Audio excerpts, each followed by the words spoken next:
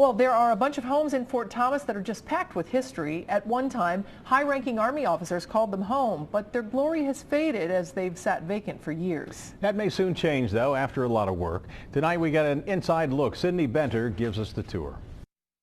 These old homes on Alexander Circle in Fort Thomas have seen better days, but the city looks at the homes and can only see the possibilities. I'm going to tell you up front, I'm a romantic. I don't see anything but beauty in these houses. Debbie Buckley is in charge of Fort Thomas's Renaissance. Her latest mission is to help the city secure this real estate, 5 homes and 10 duplexes built for military leaders in the late 19th century. So these houses were the topmost officers who lived here, and they were expected to entertain, so the houses had to look the part. The buildings in the fort are all numbered based on the order in which they were built. We were allowed to tour house number 31.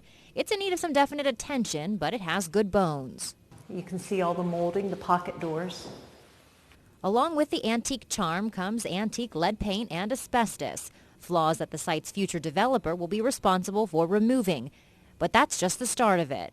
Many of the homes have unique characteristics like this fireplace. It's made from Kensington tile, which was actually made here locally along the Licking River in Newport. It's characteristics like this that developers are going to want to keep intact in order to receive historic tax credits.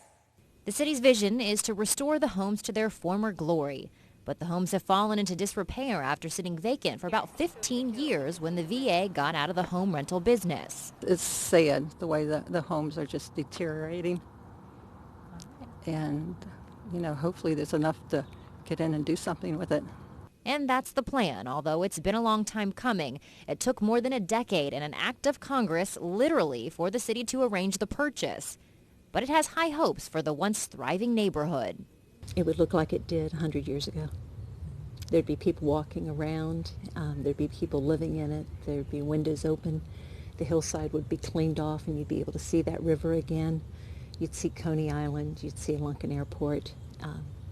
And it would look like it was loved. In Fort Thomas, Sydney Benter, Local 12 News. That'd be nice to see, Walnut. The city started asking for bids for the project earlier this month.